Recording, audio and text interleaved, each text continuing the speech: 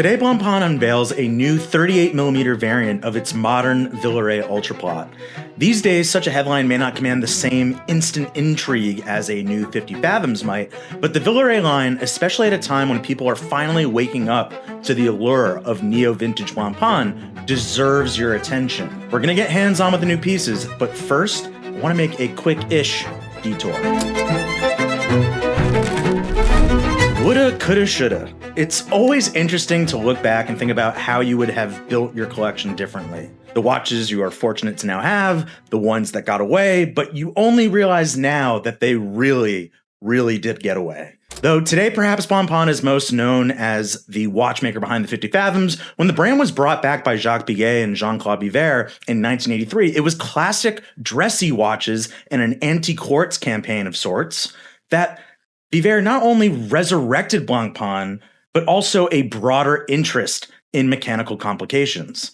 The pair resurrected Blancpain with what is known as the Six Masterpieces, a collection that rolled out over the course of a decade or so that boasted complications like a split-seconds chronograph or minute repeater, and they were remarkably slim and compact thanks to Frédéric Piguet calibers in their arsenal. Now, Frédéric Piguet movements were, and still are, highly celebrated movements, so strong that brands like Vacheron Constantin and Audemars Piguet relied on F. Piguet Bauches for many of their best sellers up until just years ago.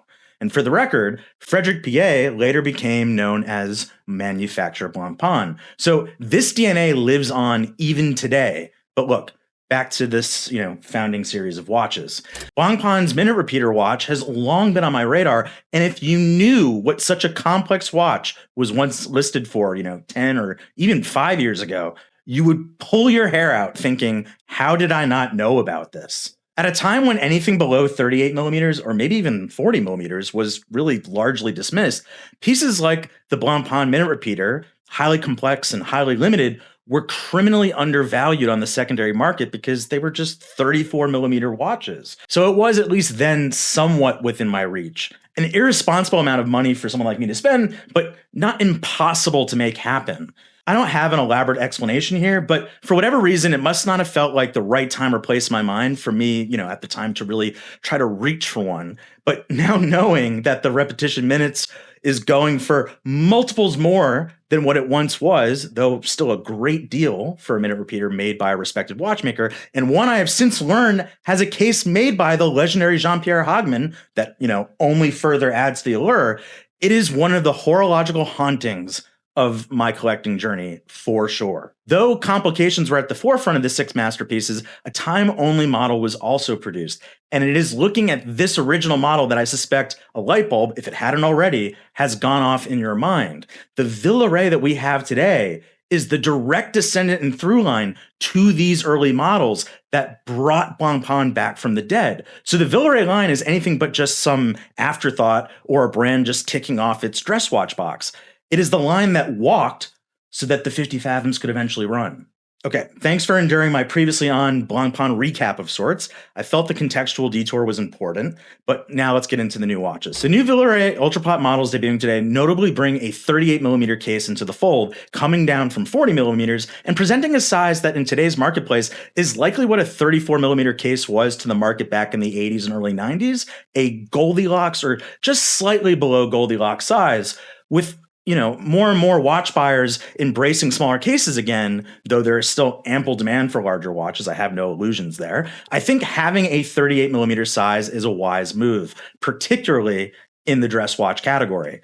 At 8.35mm thick and 43.35mm lug to lug, the fully polished cases, whether in steel or 18-karat red gold, wear with a classic sense of elegance and refinement. Thanks to the short lugs of the case, or more accurately, the fact that the lugs feel shorter due to starting from underneath the bezel, the watch in some respects feels like it wears more like a 36mm or 37mm watch.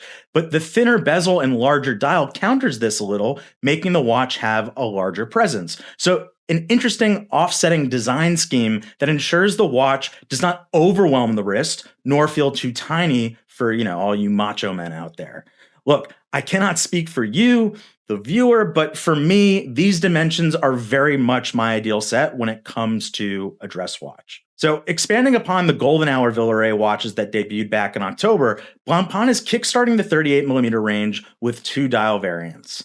The first is a sunburst salmon dial that is definitely better late than never. Salmon dials were once what Tiffany blue dials are today, and though we're not in a market where salmon dials are, at their peak, they are still very much in demand or coveted by collectors.